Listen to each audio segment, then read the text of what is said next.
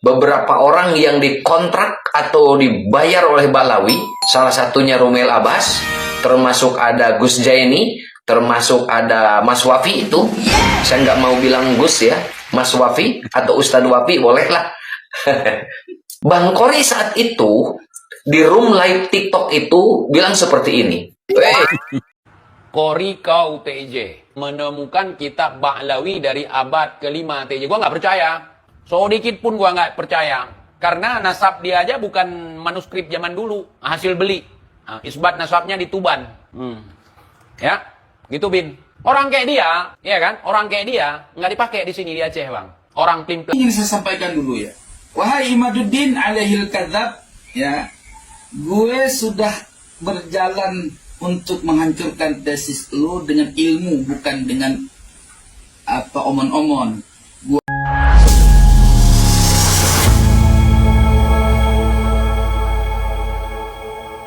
Tahu dengan orang ini kan? Kitab nasabnya mana?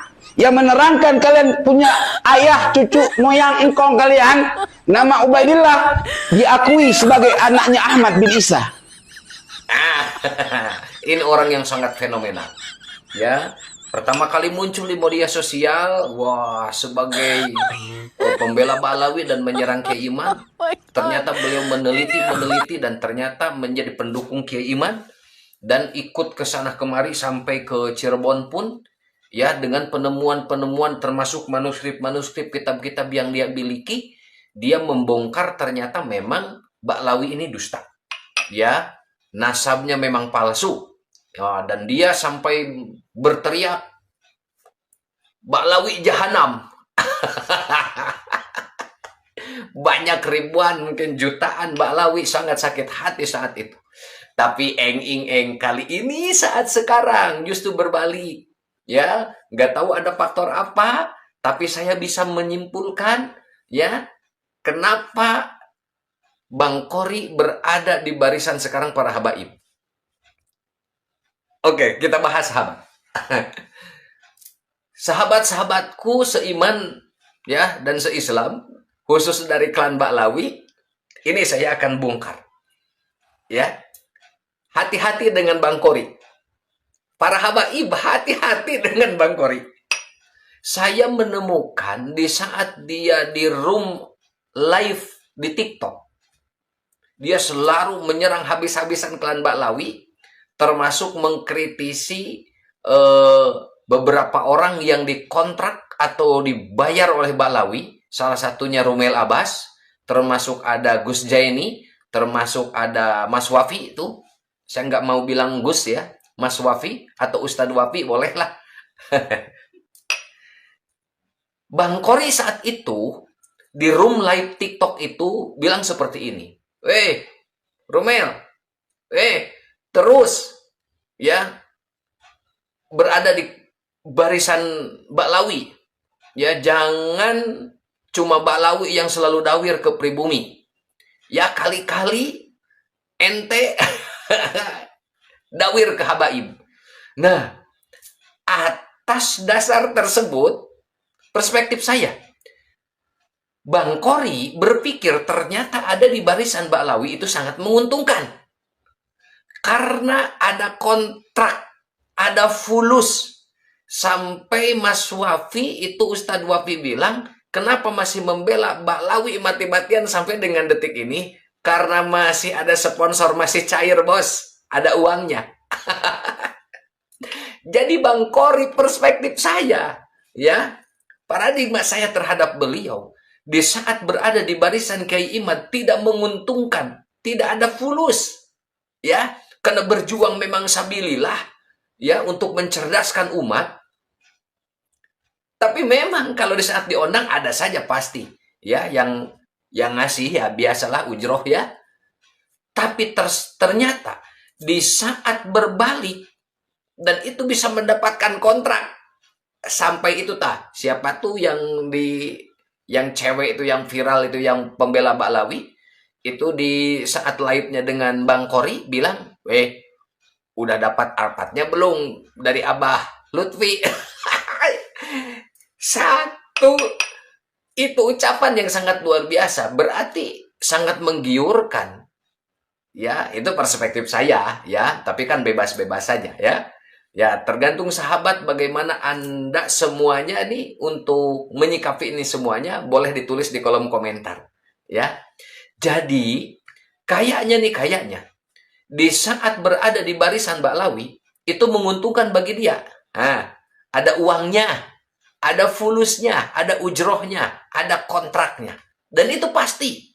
Karena dari klan Ba'lawi memang membutuhkan sosok-sosok orang yang sangat berani untuk membackup, membendung dari pengaruhnya tesis Kiai Imad. Dan dari klan Ba'lawi tidak ada satupun yang muncul yang mampu untuk membendung dan bahkan punya keberanian. Ya, bahkan ada yang muncul tenggelam. Jadi contohnya, Gus Rumel yang sekian lama dari awal sampai dengan detik ini, banyak para Gus termasuk para kiai yang mampu membendungnya. Ya ternyata Bapak Doktor Sugeng itu ahli genetika, membongkar ternyata dia ahli sejarahnya palsu. Akhirnya tenggelam lagi Gus Rumel. Apalagi Mas Wafi itu. Ya Gusnya ini sudah lama itu tenggelam. Karena masalah saingan dengan Gus Rumel. Sekarang ini Bang Kori masuk. Lanjutkan Bang Kori. Saya sepakat dengan Anda. Anda harus berada di barisan Ba'lawi. Ya, Anda akan mengetahui seperti apa sekarang kondisi Ba'lawi. Ya, mereka kekurangan data, mereka kekurangan kadar-kadar yang punya keilmuan yang mumpuni untuk membendung tesis Kiai Imad, termasuk para kiai. Tesis Kiai Imad aja belum terbendung, masih sudah ternyata banyak bermunculan seperti Kiai Ja'far dari Madura. Ya, Gus Hasan itu, ya termasuk kiai-kiai yang Kiai Butolib itu, Kiai Golib dari Madura itu pada bermunculan. Kiai Ihya banyak sekali, Abah Setu, ya Kiai Haji Alawi Nurul Alam Al-Bantani itu peneliti Rijalul Hadis. Belum itu masih banyak nih PR dari klan Ba'lawi, sosok intelektual muda yang ada di Indonesia ini yang bermunculan, yang menyerang. Ternyata klan Ba'lawi diragukan. Ya, diragukan sebagai duriah Nabi. Muncul lagi, ya Profesor Dr. Manakem Ali, susah untuk dibendung. Muncul lagi. Ternyata ada sosok ahli filologi, ya Dr. Sugeng. Itu semuanya tidak bisa dibantah. Semoga dengan adanya Bang Kori masuk ke klan Ba'lawi, minimal Bang, menjadi ada warna lah. Meskipun dari sanggahan Bang Kori ini tidak menjadi jawaban dan tidak mampu untuk membatalkan dari tesis Kiai Imad, minimalnya Bang, ya ribuan ini YouTuber terus Bang. Semakin hangat ini Bang. Semakin panas dan terus ada bahan untuk bikin konten. Dan saya yakin Bang Kori kalau sudah dapat Bang, sudah dapat uang, sudah dapat fulus dan berhasil dawir, ya, dawir kepada Habib, dawir kepada Ba'lawi. Lihat aja, lihat endingnya.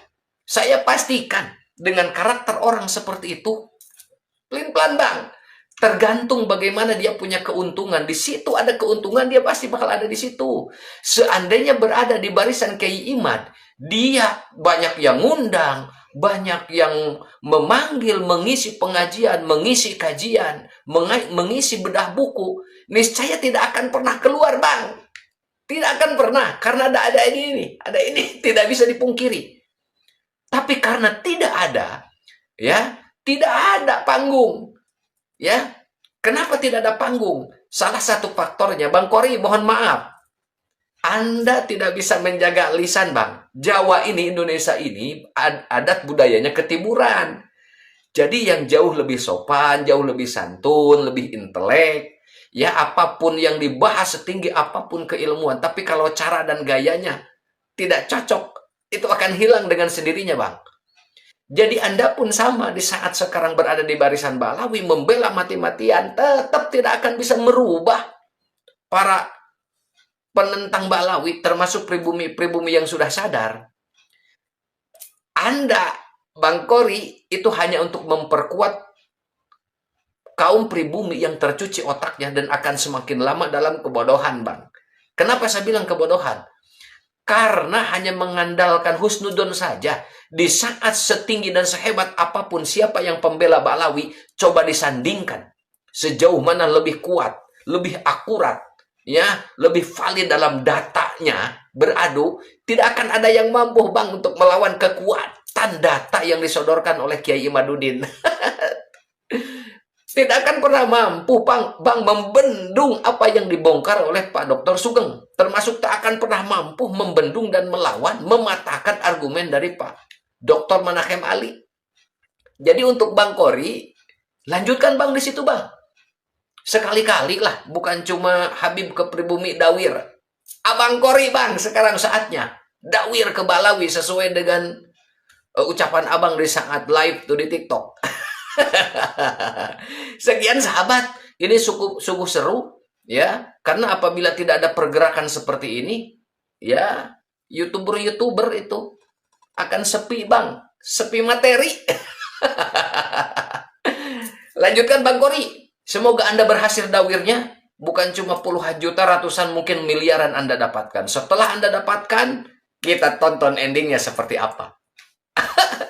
Karena akal yang memiliki akal waras tidak akan pernah mampu dan tidak akan pernah menerima kebodohan, tidak akan menerima kebohongan. Gitu, Pak. Merdeka. Wallahul muwaffiq ila aqwamit thoriq, hadanallahu wa iyyakum ajmain. Wassalamualaikum warahmatullahi wabarakatuh. Kori kau TJ menemukan kitab Ba'lawi dari abad ke-5 TJ. Gua nggak percaya. Sedikit pun gua nggak percaya. Karena nasab dia aja bukan manuskrip zaman dulu, hasil beli. Nah, isbat nasabnya di Tuban. Ya, gitu Bin. Orang kayak dia, ya kan? Orang kayak dia nggak dipakai di sini di Aceh, Bang. Orang plimplan. Kalau di Aceh namanya orang 7 galehu. 7 kali zuhur dalam sehari. Orang di mana-mana dalam satu hari zuhurnya 1 kali. Nah, jadi aku nggak nganggap dia sebagai bangsa Aceh, walaupun dia koar-koar bangsa Aceh, gua nggak anggap. Bangsa Aceh itu seperti apa? Urang sigakeun, peten yang meban, sabe semanyang, pujo Rabbana. Gua teleponan sama dia, harus gua ingatin waktu sholat. Ngakunya ulama Aceh, ngakunya orang suci. Waktu sholat gua ingatin, udah sholat asar. Bang Kori, oh ya. Kalau memang orang yang ulama, orang yang memang benar-benar menjalankan perintah agama, ya nggak perlu diingatkan. Gue lebih tahu dari kalian pokoknya. Makanya gue ajak live dia buat lucu-lucuan. Ini ingin saya sampaikan dulu ya.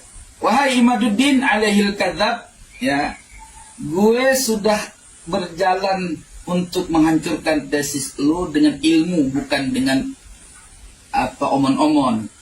Gue keliling Sukabumi, Cianjur, bahkan nanti lihat kemana akan berjalan. Tunggu masanya. Oke? Allah ya Rab. Imad. Aduh.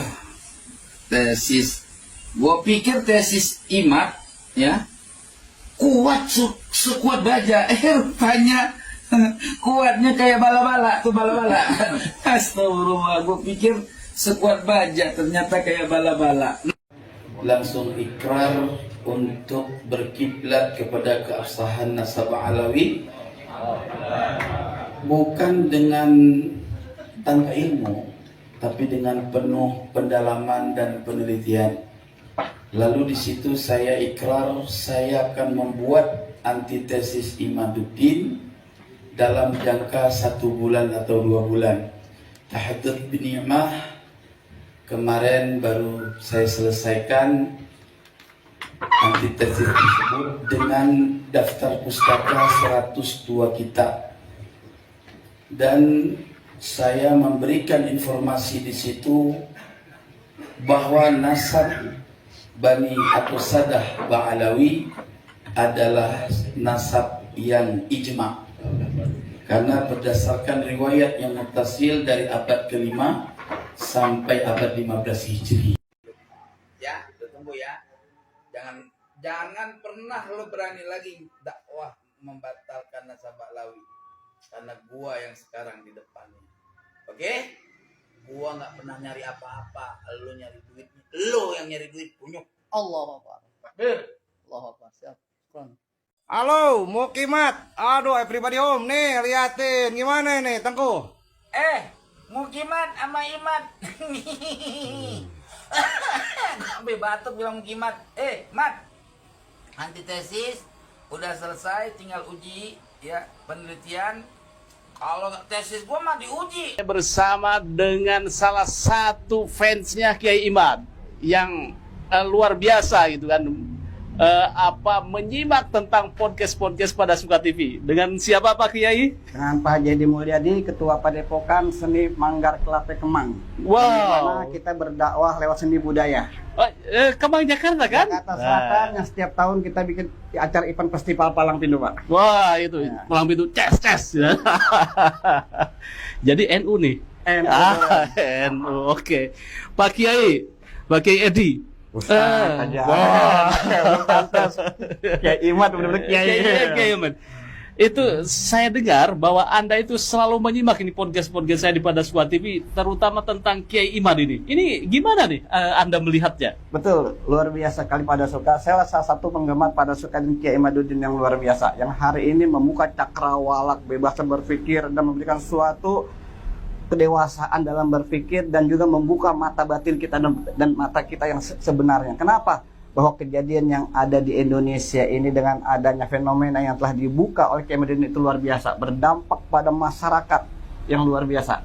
Oke, kajian Kiai Imad adalah tentang membongkar nasab Malawi, yaitu di situ kajiannya termasuk bukunya ini ada yang tebal 600 jilid hampir 700, yaitu membongkar tentang nasab Malawi yang menurut Kiai Imad tidak tersambung nasabnya ke Rasulullah. Nah ini menurut Anda ini mencerahkan apa membodohkan masyarakat? Sangat mencerahkan. Karena apa? Dengan data-data yang disampaikan Kiai Imad itu secara logis betul. Pada di abad ketiga, baru nongol di abad ke-9, kan logikanya itu nggak masuk. Ya. Apalagi dengan dikuatkan dengan data-data yang luar biasa, dengan tes DNA-nya, dengan teknologinya, ya kan, dengan data-data kitab-kitabnya. Ya. Dan ini menjadi apa? Kajian-kajian di pondok-pondok santren dan di kampung-kampung.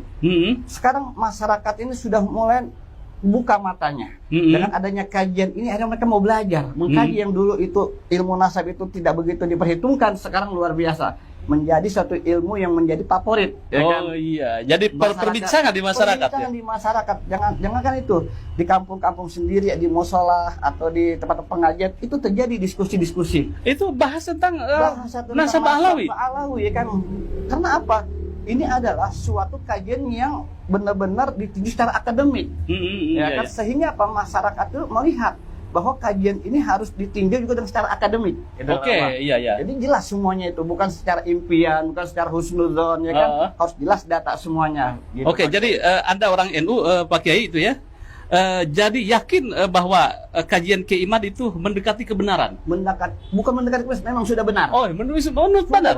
Yakin itu? Yakin sekali, hakul yakin dan ainul yakin. Nah, dampak terhadap Anda nih khususnya, kemudian juga masyarakat sekitar Anda itu bagaimana? Terutama di daerah Kemang itu. Ya, dampaknya bahwa masyarakat ini istilahnya hanya menghormati orang-orang yang punya akhlak dan berilmu. Setuju saya. Karena bagaimanapun mereka juga bagian daripada bangsa Indonesia. Tetapi ya kan kita melihat fenomena yang ada, para habaib ini yang melakukan dawir, melakukan hal-hal yang sifatnya merugikan masyarakat. Oknum lah ya. Oknumnya ini, mereka ini harus diluruskan. Dan juga harus diingatkan. Hati-hati ini bangsa Indonesia, bangsa yang keramat ini. Iya. Jadi orang Betawi itu kan patronnya adalah habaib itu ya. Ini ada pergeseran ini di masyarakat Betawi, terutama khususnya nih di sekitar masyarakat Pak Kiai itu. Ya, memang sekitarnya. Memang masih ada, tetapi tidak mempunyai dampak efek. Efek nggak kayak dulu, Pak. Ya kan? Dulu itu fanatik betul. Fanatik betul. Tapi walaupun ada, tapi kita hanya memilih orang-orang tertentu, dan ini udah mulai, sudah mulai ditinggalkan. Kita lebih banyak mengutamakan kiai kampung. Kiai kampung itu banyak yang pintar, latar belakang pondok santren, yang dari Liorboyo, yang dari Buiran dan sebagainya. Ini yang sekarang masyarakat ini mengutamakan para kiai-kiai lokal. Kiai-kiai lokal. Apakah Anda yang termasuk dengan mengagungkan atau menghormati sosok kiai dengan ilmunya atau dengan nasabnya? Oke, lanjut Pak Kiai. Ya. Nah, keseharian berarti Pak Kiai itu sebagai apa, yayasan palang pintu atau bagaimana itu? Jadi mohon maaf, saya bukan kiai. Oh, iya. Jadi saya hanya guru ustadz biasa. Oh, ngajak ibu-ibu, ya kan? Kiai kan ada di Solo juga Iya. ada Kiai Karena- Selamat itu. Karena kiai itu keramat ya, sesuatu Oke. harus menguasai ilmu secara Ya. utuhnya. Jadi dengan adanya kajian Kiai Imad ini yang saya ikuti selama 3 tahun, apalagi pada suka yang luar biasa, memberikan pencerahan informasi kepada masyarakat, sehingga apa?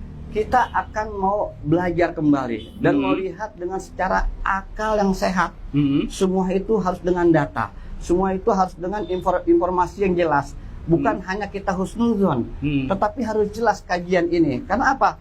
Kalau kita berbicara secara akal sehat, kita akan mengakui kajian Kiai Imaduddin. Apalagi mahasiswa dari IAIN Sunan Syarif Hidayatullah. Nah, yang kemarin saya bahas. Mahasiswanya itu Ah, sudah ya. melakukan tesis. Tesis, ya. Ini kan satu jawaban. Iya, iya. Mohon maaf, di kalangan mereka dianggap ini tidak ilmiah. Iya, iya. Pembahasan bahasa tidak ilmiah ini menurut mereka yang bagaimana, ya kan? Ketidakilmuan secara akademik atau secara mereka gitu kan. Sedangkan ilmiah itu sudah ada standarisasinya secara universitas itu kan. Oke. Gitu. Sudah ketemu dengan Kiai Imad? Belum, Oh, belum. baru ketemu dulu 3 Hah? tahun yang lalu saya sempat diajak bicara ya kan dengan Kiai Imad. Sehingga itu satu kebanggaan buat saya, ya kan? Tetapi doa saya selalu buat Kiai Imad biar sehat dan sukses sehingga Pak bisa mencerahkan bangsa Indonesia ini, dan mobil khusus pada suka Wah. selalu istiqomah memberikan hal yang benar kepada masyarakat. Suara Biar sehat kebenaran. semua. Suara kebenaran. Oke. Kalau bukan kita siapa lagi? Iya.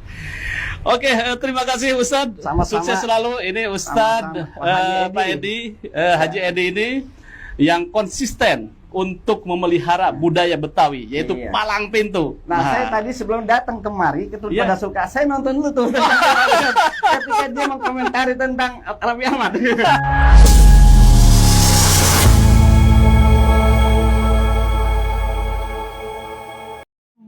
Itulah tadi mantan Mukibin yang membongkar niat dari Syed Qori. Dan tadi kita sudah dengar bersama paparan dari TIJ tentang Syed Qori. Bagaimana menurut pendapat teman-teman semua? Silahkan lanjut di kolom komentar.